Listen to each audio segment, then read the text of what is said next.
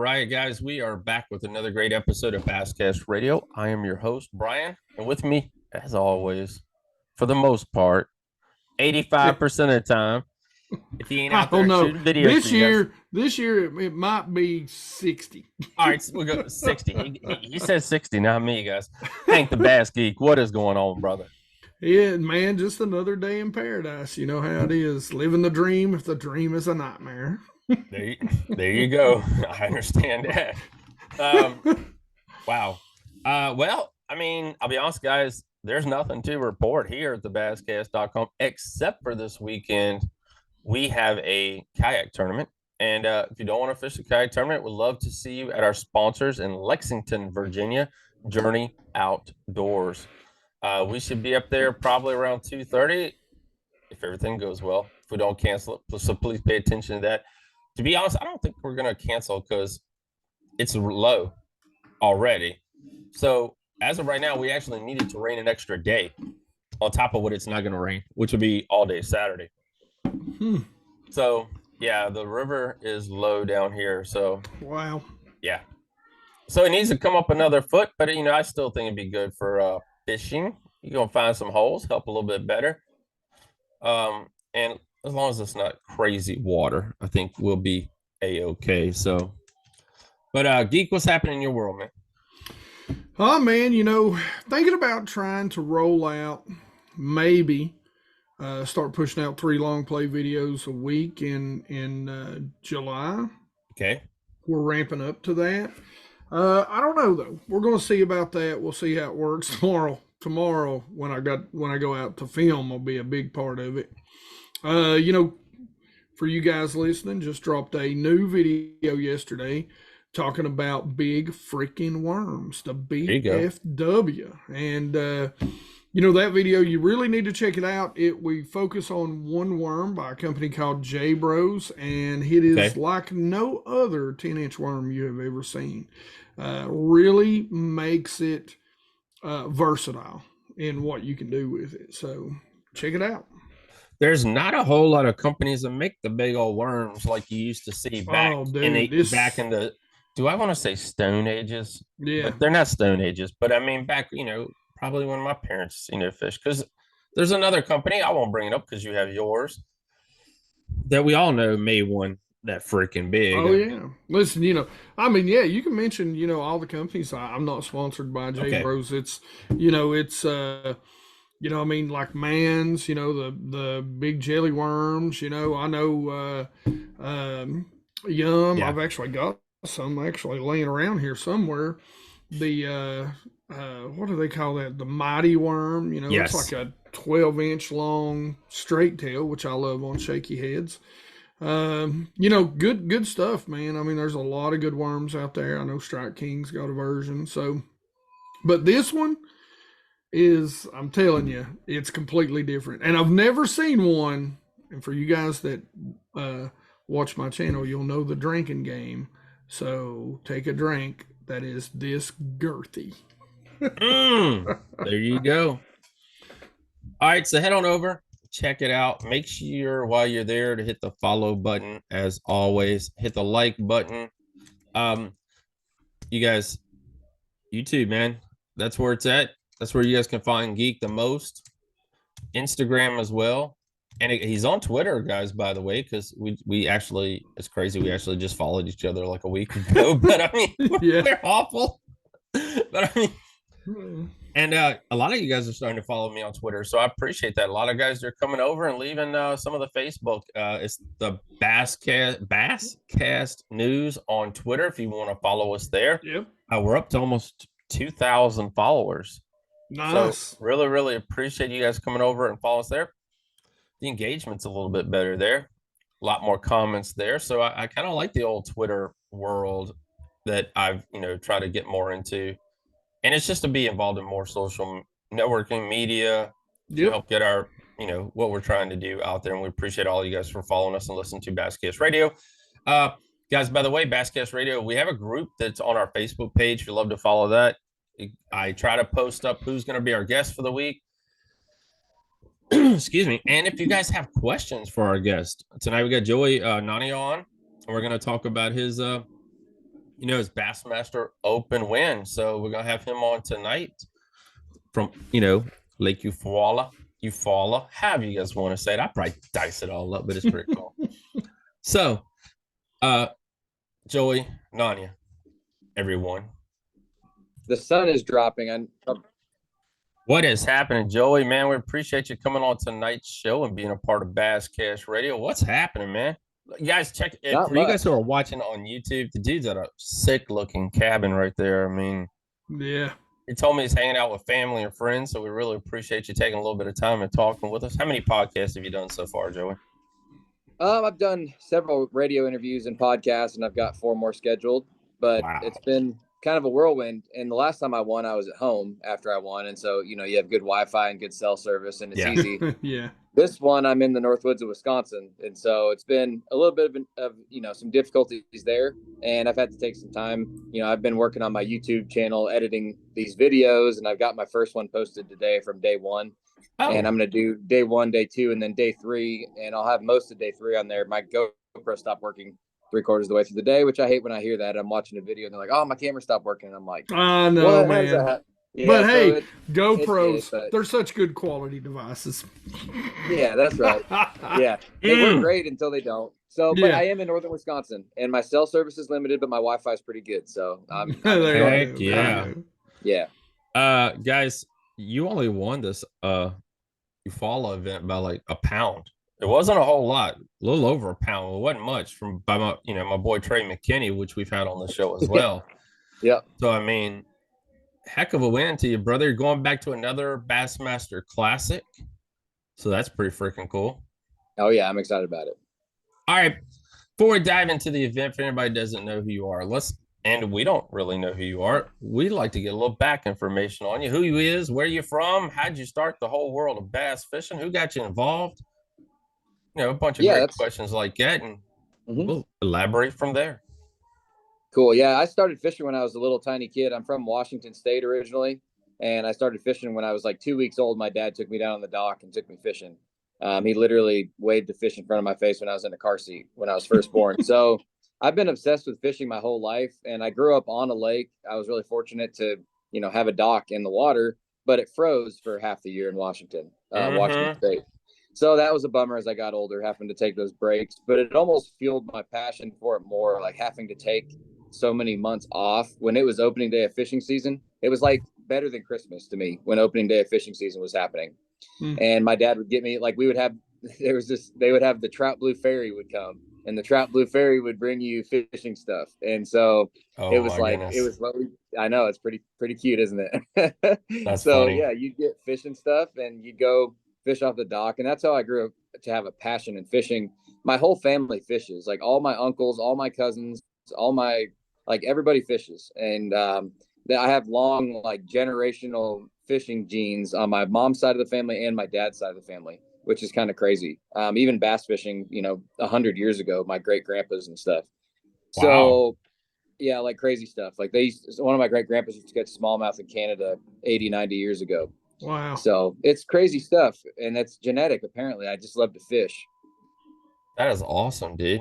Yeah. So for you guys that don't know, for the Southerners down here in the South, there's actually a time to go fishing up north.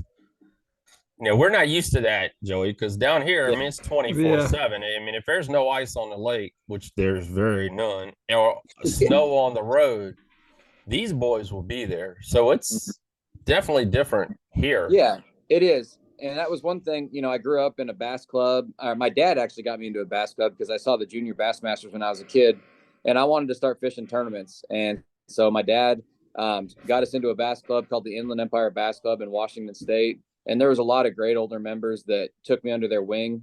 Older guys and bass club members, fishermen like to help kids. And I was 12. Yeah. When you jump into the club when you're 30, they're like, "Yeah, we're not telling this guy all of our not telling you crap. Yeah, we're not helping this guy." But they taught me a lot. I had a lot of people that poured into me, and I've always just picked it up quick and been able to duplicate it and then put in the time on the water. But it came to a point where I was 19 and I'd won 18. I'd won 2 junior Bassmaster World Championships through the Washington State Youth Chapter. And so I was very ingrained in BASS and Bassmaster. And I just loved, it felt like family in the BASS organization. So when I was 19, I moved to Alabama from Washington and started fishing the Bassmaster Opens and working at Bass Pro Shops to provide for my family. Since I had just gotten married when I was 20, I started working at Bass Pro. But yeah, I got married, and then within 2 months, Zeke was on the way. So we had, I was like, dang, I got to get a job. God knew I needed to get a job and stop being lazy, living off dad's money, and get a job, and all that stuff happened. And then that led to building a guide business, which led to not having enough time to work at Bass Pro anymore after several years working there, and then guiding full time along with fishing the opens and just all this whirlwind of stuff that has been such a blessing has come, through that. And that's a quick version of it. I mean, I could talk for an hour about the blessings awesome, and dude. Twists and turns in my life that, you can't make up the way that it worked out. It's just kind of crazy. So this is your second Open win. You went to the Classic in 2022 on Hartwell, but I think I read before it had been 11 years before you got a big win, and it was the Open win? Yep. Yeah, I'd won, a lot of stuff as a junior and a lot of local stuff, but I'd never won an Open, and I'd fished in them, like you said, for 11 years. And I'd had, I think that was my seventh or eighth top 10. Yeah. The one I won, I'm pretty sure. And I like that morning, John Garrett, who you guys know who John Garrett is, I'm sure. He's an amazing young angler, and we've become really good friends, but he was in second above me at Pickwick. And that morning he said, man, you're going to get one. You've had how many top 10? 7. He's like, you're going to win one of these days. And I was like, yeah, someday I will, when it's my time, I'm sure I will. And I'll make the Classic and it'll be great. And I went out and ended up having a great day and winning that one. So it's wild. And then to have 2 wins in a 3-year span is just more than you could ever imagine. And I've always been really good at fishing, but I've said this a lot this week. There's a big difference in being good at fishing and being good at tournament fishing. And that's where I feel like finally in my life and, my mindset and all different aspects of who I am and what's going on, where I'm settled into that role, where I understand the tournament side of it. Let me, let's talk about this part right here for a minute. 11 years, dude. A lot of people give up after like 2 or 3. I mean, what made you stay in the game? I mean, someone else said last week, a long time coming. Yeah, I had Adrian Avino on, and it had been a long time for him, as well. He won a lot of other stuff, and for him to win his first major league fishing event, $100,000. Yeah, that was awesome.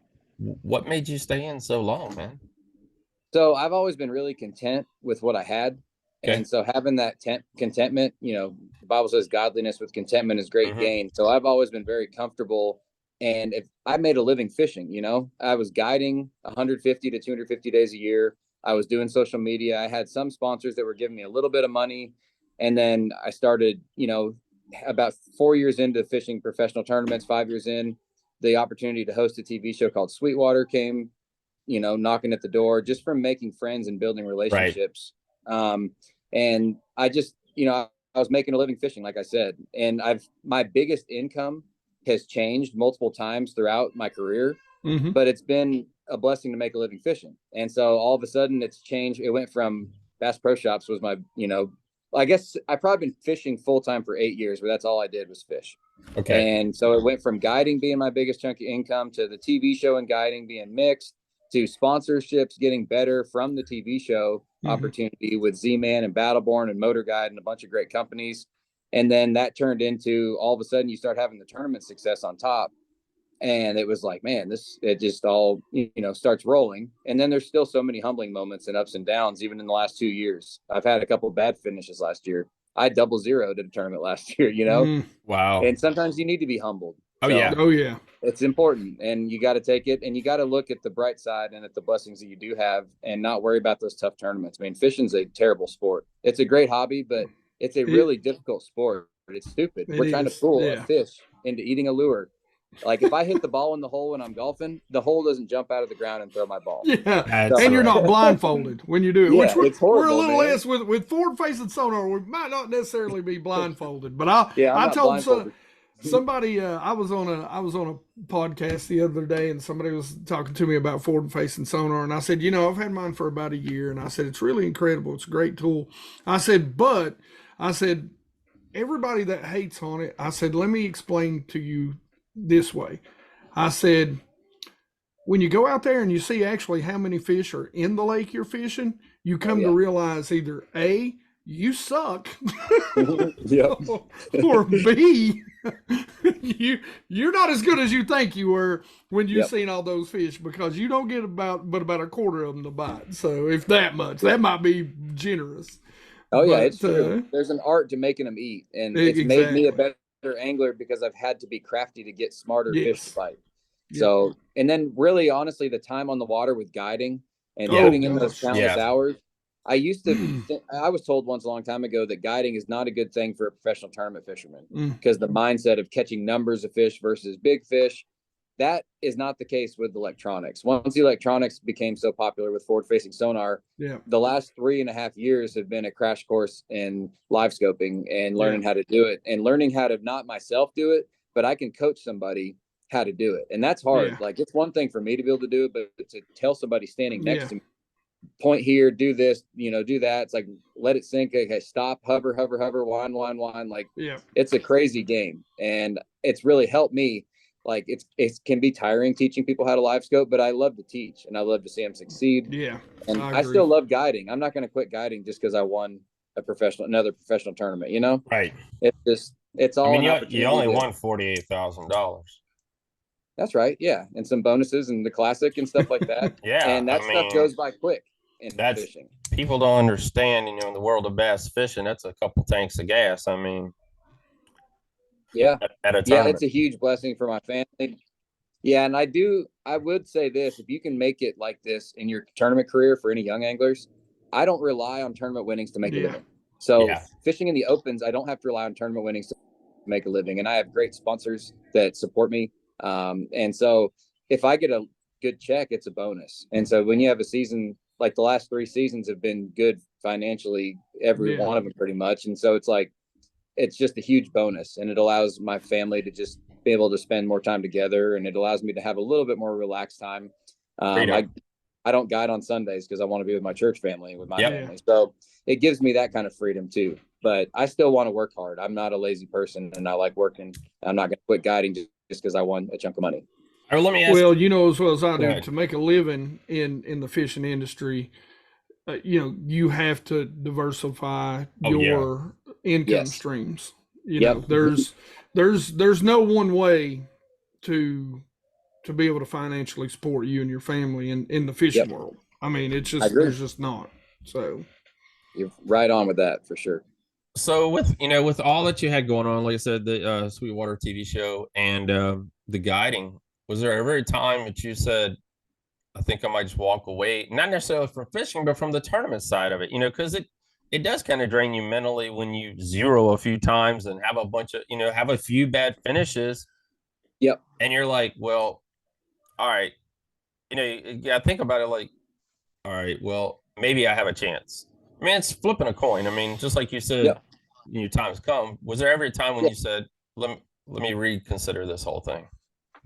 Yeah, when the TV show was really going good and I was guiding and that was going good and all that stuff was happening, I had like 2 years in a row where I never finished worse than 80th place, but I never finished better than 40th place. So I'm beating over half the field and I did not get any checks. And I'm like, man, with the way that my name is growing in the sport, I could probably just fish, just host a show and guide and do promotional stuff and speak and things like that and make a living and not spend the 30 grand it costs to fish the opens. That was, short-lived, that thought, and my life changed a lot in that course. And there was a lot of different things. Like I just got a lot more peace of mind financially, and my relationships were better with my family because of really, I started going to church again and got back into church, and everything started changing and unfolding. Within a few months of that, that's when I won my first Open, and I was not even thinking about winning an Open. I was thinking about glorifying God. And next thing I know, I win the tournament. I literally never thought about winning because I was in third after day one, third after day two. And then next thing I know, I come in and I'm like, I just had my best tournament ever, but I'm not going to win. John Garrett caught him. Or Lonnie Cochran caught him. And I get there and everyone's acting all weird. And I'm like, what's going on? Like, why are you crying, honey? And she's like, you haven't looked at Bass Track? And I'm like, no. You're the odd man out. Everybody knows it's you. Why is everyone acting so dang weird? And then to find out I won. It's just crazy. And then You know this what? one, That's the best way to win, though. Knowing it it, is. like knowing it, you know, Yep. or really thinking maybe coming Yeah. in and walking in like that and being like, the crap, what's going Yeah. on? You know, Yeah. Is that's this the really best. happening? That's the best. Yes. And this one was a little different because I was leading going into the final day. Right. This was just a crazy week. It really was. Winning at Eufaula was so unexpected again. You know, I was just trying to survive this tournament, you know, have a solid finish and do good in the points. And next thing I know, I'm leading the tournament, and then I go out there and have a tough day, but another good day and catch two big ones at the end of the day to seal it. And I'm like, what in the world? As soon as I put my key fob in or checked in, I looked at Bass Track and I'm like, you have got to be kidding me. Like, this is really happening again. And I didn't let my hopes get too high up, but because I know Trey's a sandbagger. He'll get you. Yeah, Trey's an awesome young man. We had him on the show a few months ago. I mean, the dude's good, and we actually yes, we actually got to hang out at the Open on Bugs Island because that's my home lake. So we're an hour and a half from Bugs Island. Awesome. We're an hour and a half from Bugs, an hour from hour and a half from Smith Mountain Lake. So that's our two home bodies of water here for us. So that's where the Bass Cast spends most of its time, is between them two. So we were there for that event all 3 days. So that was pretty freaking awesome. Hopefully they'll come back. Bugs Island. I liked Bugs Island a lot. I really did. That place was incredible. I got on a good pattern there on day one of practice within like 30 minutes, and it stayed for the whole tournament. And I was like, this is great. Yeah. Where did you end up finishing at Bugs? I finished 20th at Bugs. Okay. Heck yeah. Check cash. Yeah. Yes, it was awesome, man. Good check. And day one, the wind blew 25, and I was catching them on Ed Mickey again. The same thing I caught 12 of my 15 on at Eufaula. I caught actually every single one of them, all 10 of my fish at Bugs on it. So I was fishing a Ned Mickey and sight fishing with it on live scope and just catching a bunch of fish. But the wind blew hard, so I had to run things that weren't windy on day one. I had a bad rotation fishing behind John Garrett, which you never want to do.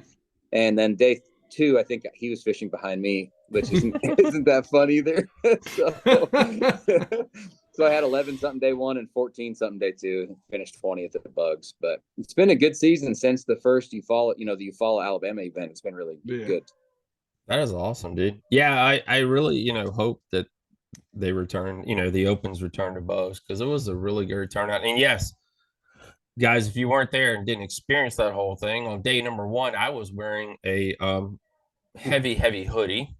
On day two, I was wearing a light jacket. And on day three, I was wearing shorts. So we got to experience it all on Bugs Island this year. I mean, that's something I had never experienced on Bugs, to be honest, is that type of weather. So, but I've heard it's been a rare that they get that type of crazy weather. Yeah, well, we got it, and that's just part of the Opens. I feel like if you fish the Opens, you're going to have some weird curveballs with the weather. It's inevitable. Yeah, that's very true. All right, let's dive into this event, guys. Joey finished first, as we all know, with 52.8, took home $48,000, and like you said, day one, 14.5. Day two, you had that monster bag of 22 pounds. And on day three, you came in with 16. I think it's 16.1 or something like that. Yeah. But talk to us about that event a little bit, and how did you feel going into it? So I had a good practice. On my first day of practice there, which is the Saturday before, I slept in because it was like horrible thunderstorms. Of course, the curveballs and the weather. Yep. And then went out there at 1 o'clock and started catching them on a Ned rig on rock veins. And I would have thrown a hard head on them, but there was such jagged rock, I would get hung a lot. So I picked up a Ned rig weedless with a little TRD Bugs plastic on it, which is like a mini Z-Man beaver bait. And I caught like 15 pounds doing it. And I was in my first half day of practice. And I'm like, dang, this is cool. And I'm thinking it's the afternoon. It's really going to work good in the morning. If, you 7, 8 o'clock, you get out there and start plucking after you throw a topwater or something. And so I was live scoping them and seeing them swimming on the rock veins and throwing at them and catching them. So I felt good about that. Now, as the practice went on, that pattern got worse for me. I would try it throughout the day and I'd catch a few, but not many keepers on it at all, if any. I caught a lot of tiny fish in practice on it. But I started to have the offshore bite unfold. And it was my last 2 days of practice where I finally started getting bit on the Ned Mickey, which I love to do. Fishing brush piles. That's the Z-Man Streaks 375 with the Z-Man Finesse Eyes 3/16 1/0 jig head, which is what I've caught 75% of my fish on this season in the Opens. And so I started getting that pattern going, but it really clicked on the last day of practice. That's when it was like wide open. I caught a 3.5 pounder, some keepers. I went to a deep school of white bass and caught a 3-pounder out of them, which I posted on my Instagram. Like, man, I think I just figured them out. And I caught a 3-pounder in a white bass school. And I'm like, okay, this is something that I'm comfortable doing. I love doing it. And I hope this works in the tournament. So talk to us a little bit about what you call the Ned Meeky rig. You know, what are you doing? You know, we seen Jacob Wheeler's big win, and you know you're kind of doing the same thing. You know, it's really not a new technique. You're taking that. Tell us a little bit first about the rig. Give us a little bit about your rod reel line setup, and then the kind of the retrieve that you're doing with that. Tell us a little bit about the bait and the head first. Yeah. So did you bring it with you? I did not bring it with me. I wish I did. No, you're fine. Yeah, you're fine. It's the Elastec Streaks 375, and Elastec's super buoyant and super durable. And then it's a small profile, and then I fish it on the finesse size jig head, which is a 3/16 ounce with a 1/0 hook, so it's a small, sharp hook. And it's also got a little concave chin, so when I wind the bait, I can make it swim like a scrounger.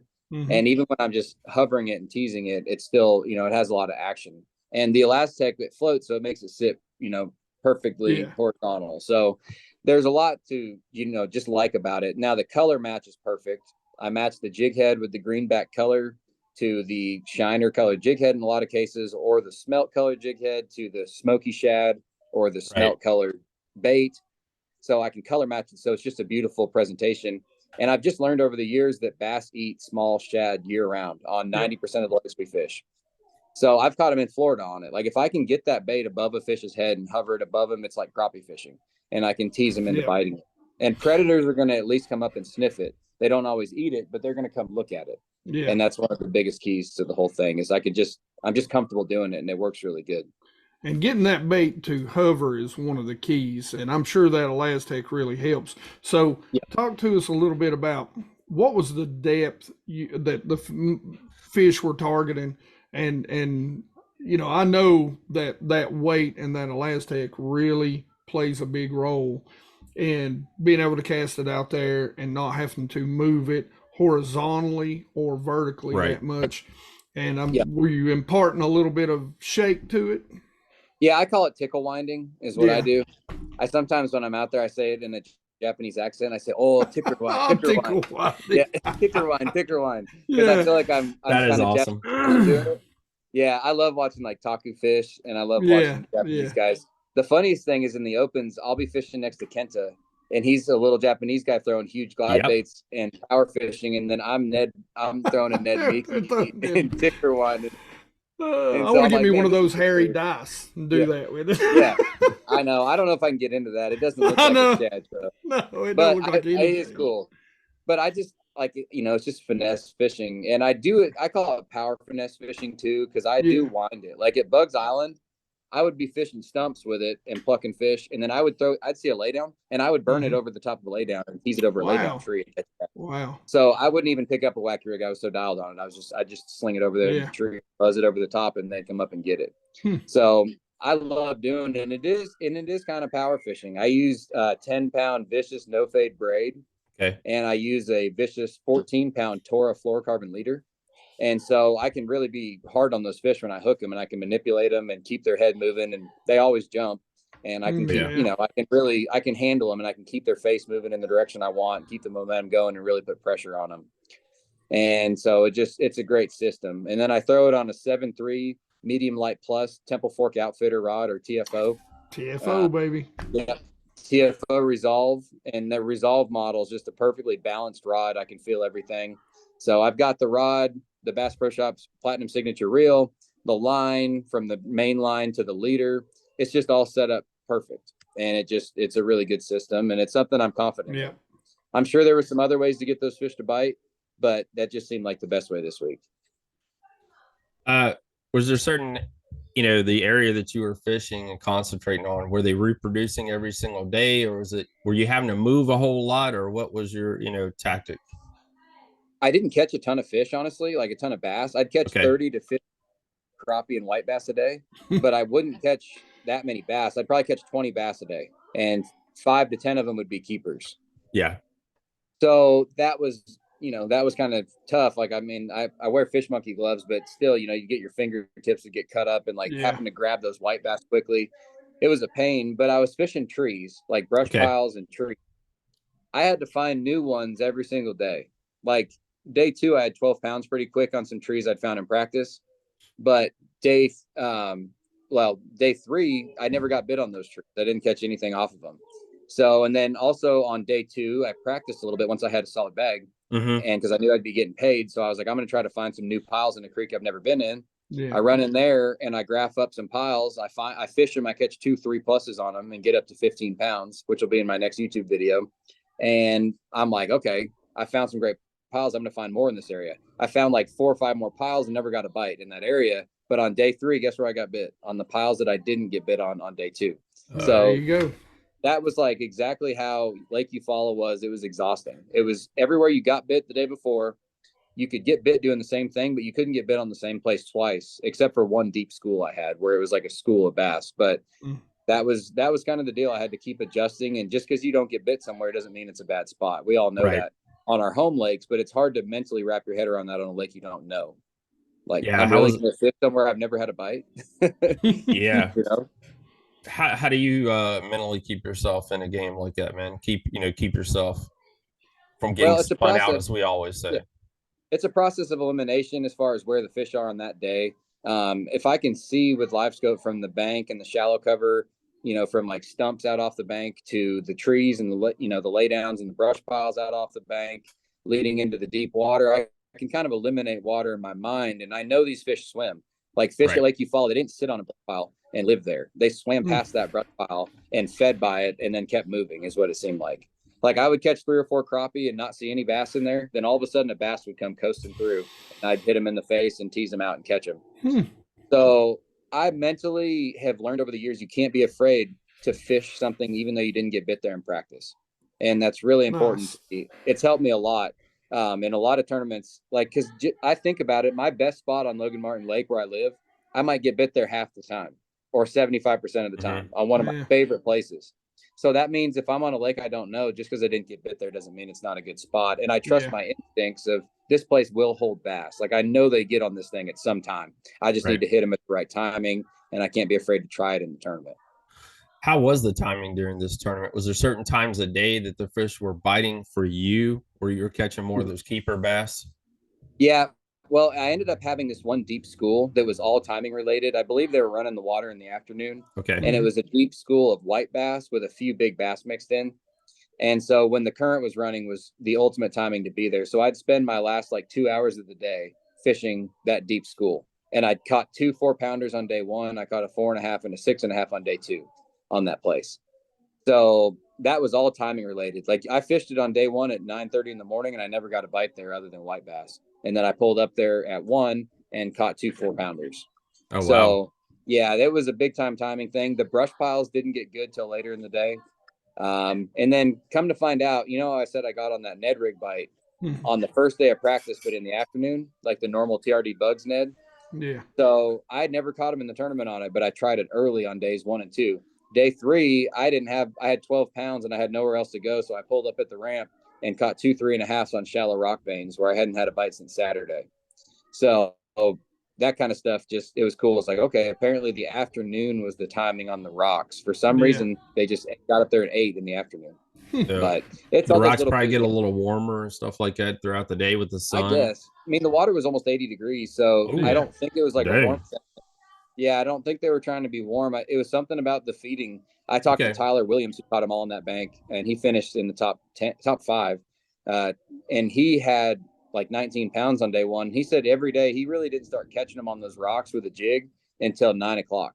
Wow. And then from 9 on, he caught them. But early in the morning, you could get spun off of them really quick by not getting a bite and being like, I guess they're just not here anymore. But they were there. They just, for whatever reason, they got up there and ate later in the day.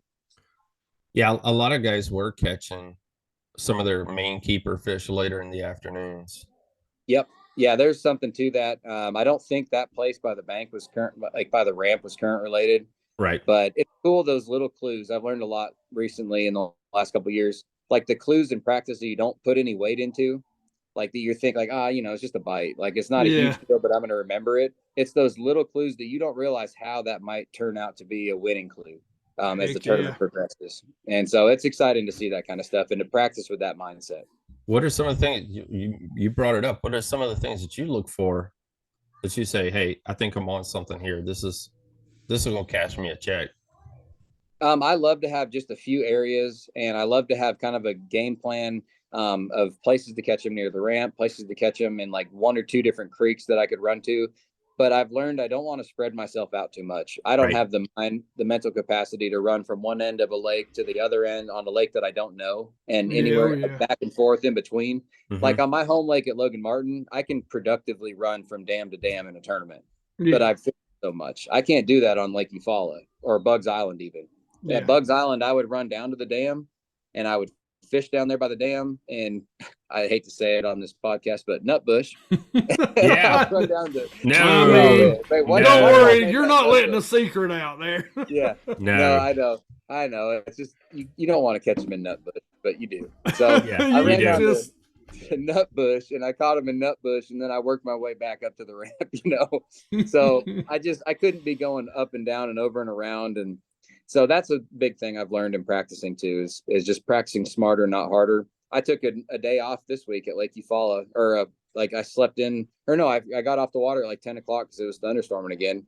And I went and took a nap and hung out with my family. So it's just, my mindset is not focused on fishing these days near as much as it is on spending time with my family, and then also on ministry opportunities that are coming through the Bassmaster Opens. Nice. I'm just being awesome, dude. We've got legacy nights where we go to a church. My buddy Blake Smith coordinates it, and we do a fishing talk, and then we share our testimonies and have a great time. We've got church on Sunday mornings, and then we've also got a focus group meeting on Wednesdays. And my mindset has changed when I stopped worrying about the results of fishing and started worrying about something that was more important, which is glorifying God and sharing the gospel. And then next thing you know, you're not expecting it. The pressure's not on you anymore, because I know God's going to provide for my family. All these things are going to be taken care of. I know where my faith is, and things just happen. It's really incredible. And I got to share that with my co-angler on day 3. Like, that's awesome. Talking him through this. Like, I got 12 pounds. I know I'm probably not winning. And I told him that. I pull up at the ramp and I say, I have no confidence in this, but if I'm meant to win this tournament, it's going to have to happen here.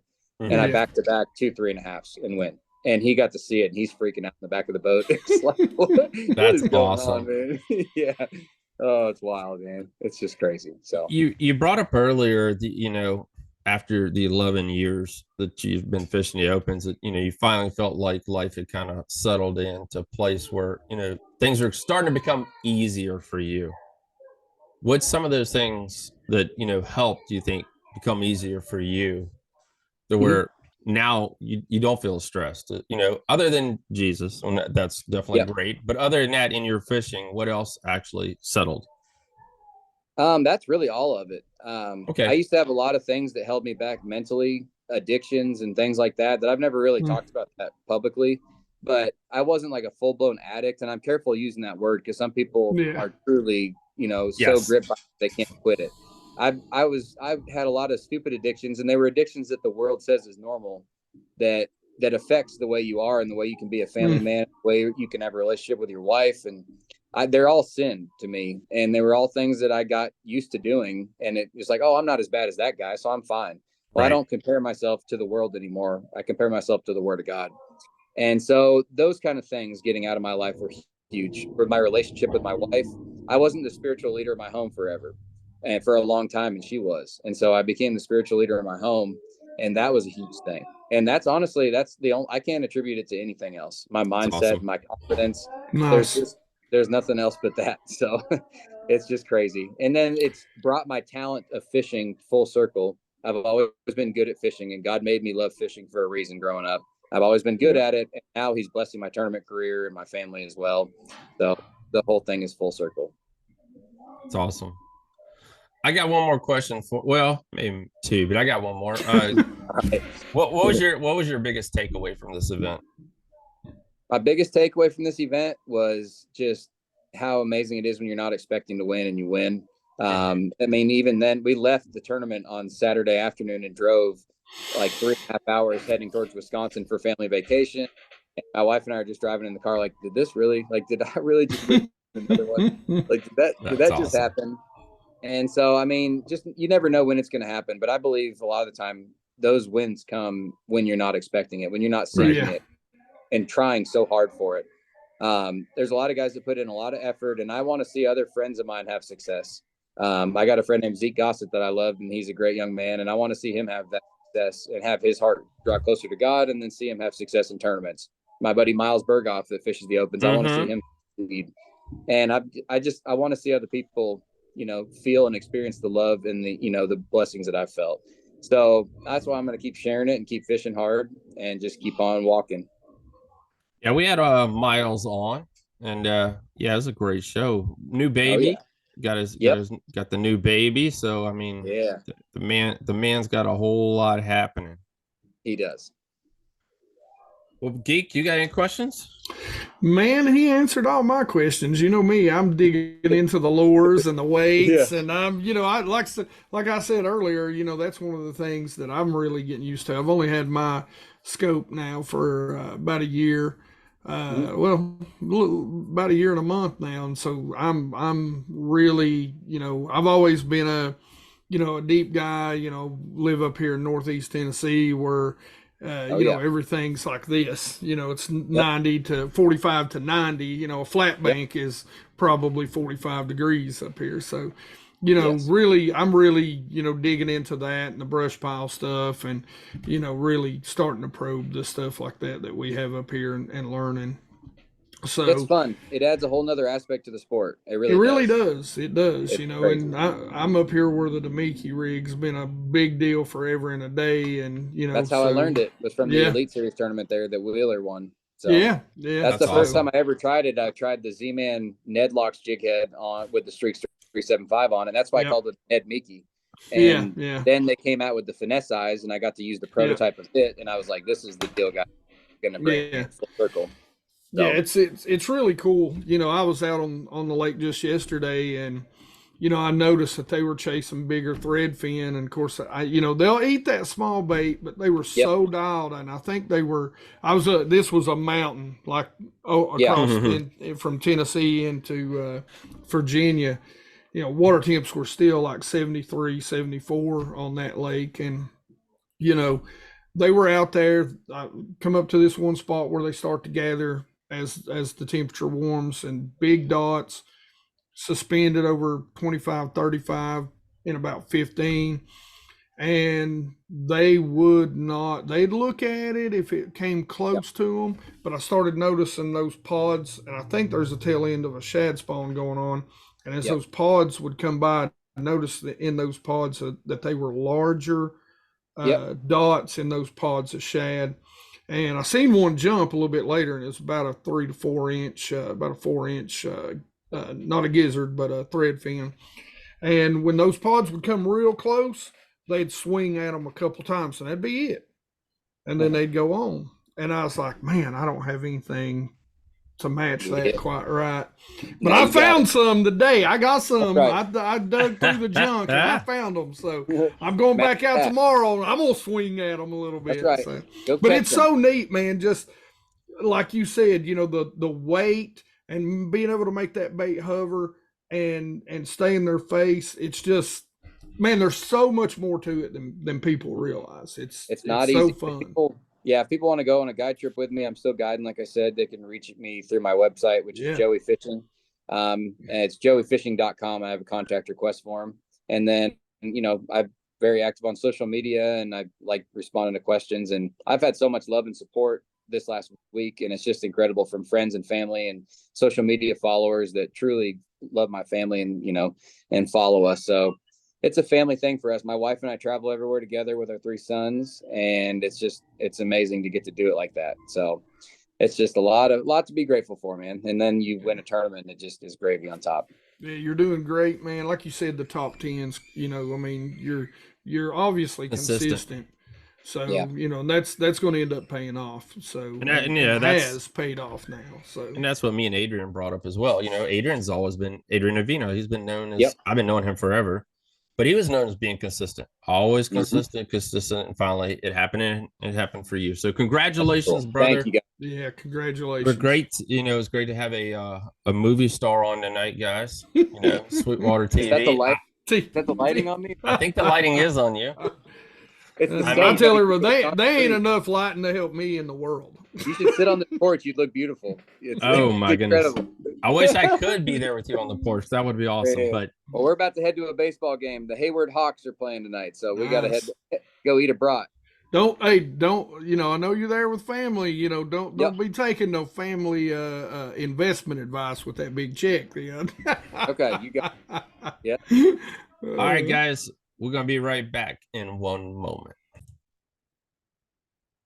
All right, guys, man, I really appreciate Joey Nania for coming on with us tonight, talking about his Eufaula win, second Bassmaster Open win. Hope you guys got a bunch of good takeaways from this thing, man. I mean, it's, you know, for someone to even, you know, I ain't gonna lie. I mean, me and Geek will tell you this straight up. I don't fish. Geek fishes. I do the website. I wish I had more time to fish. But even doing that, we still get burnt out from time to time where it's like, I kind of look forward to July and August. You know, when there's fewer tournaments and I'm not traveling, I'm able to stay home for a little bit. Because I know in September, October, November, December, I'm gone. Yeah. And then we get a month off, and then me and Geek are hanging out again at Expo somewhere. Yep. Or a Bassmaster Classic or shows. I mean, you know, Red Crests, whatever's going on. Yep. So I mean, for me, I enjoy this time of year because it's my favorite time to fish.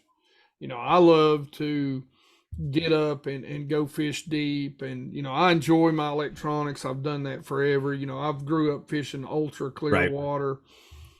You know, ultra clear water, I mean, you're talking about, you know, I'm going out and fishing places where it's, you know, 10, 12 minimum, 15 to 30 in some places. And, you know, so it's kind of my favorite time. You know, it's where I grew up fishing, how I grew up fishing, and I enjoy getting out and doing it. And I like to get up early, fish till about noon, come home, jump in the pool, and have a beer. Just be honest, you know. Yeah, you know, guys, I ain't go like what Geek said right there. I'd love to have a 9 o'clock, you know, not 9. I say a 7 till about 1 tournament, and just be done with it all, man. I mean, I know a lot of, you know, especially this time of year, and you guys all know this time of year we all go to night fishing, 3 fish limit most of the time around here. I believe like 95% of the time around here. So we swap it, but yeah, I mean, you know, I wouldn't mind that. Actually, a buddy of mine brought it up today about having an afternoon tournament, maybe starting like 1 o'clock and wrapping that bad boy up about 7 on the lake. I've never done one, so it would be quite interesting. Shoot, I don't know. 1 o'clock, that would be. I would rather have it. I don't fish a lot of night tournaments. I don't care a lot about night tournaments, but I like to be on the water. You know, with all the boat traffic, that would be the thing that would drive me. 1 o'clock, that's like peak for crazy people. Yes. So I don't know. We're tossing ideas around, but guys, appreciate Joey coming on and talking with us. Congratulations to him on his second win. Guys, appreciate you all. Thank you for following us. Thank you for being a part of the Basscast Radio. And guys, like I said, you know, anytime you guys want to, you know, if you follow us on our Facebook page, and if I throw it up here, if you guys got questions, we'll get answers. So appreciate you guys listening. Appreciate you, Bass Geek, as always. Appreciate you. Guys, I think I looked at yesterday. I think we got 20 more days till we got what do we got coming up? We got some Bassmaster Elite events coming up. We got the final, 3? I think it is 2 or 3 for them. And then we got the NPFL in about 20 days. That's what I was looking up because excited about that. We love the NPFL here. And I think we got a couple more. I know we got a couple more, 1 or 2 more of the Tackle Warehouse tournaments. So season's starting to come to an end here and slowly, but it's been a heck of a season so far. But it's a lot of great, you guys know, it's a lot of great fishing left. So thank you for being a part of us. Don't forget, follow Geek on YouTube. Hit the button there. And like I said, if you want to follow the group on the basscast.com, follow Basscast Radio. It's a group page. Love to have you. It's open. You ain't got to become a member. Just click the like button or follow, and it's no invitation only. We'd love to have all of you guys there. So have a great night, everyone, and we'll see you guys all next week.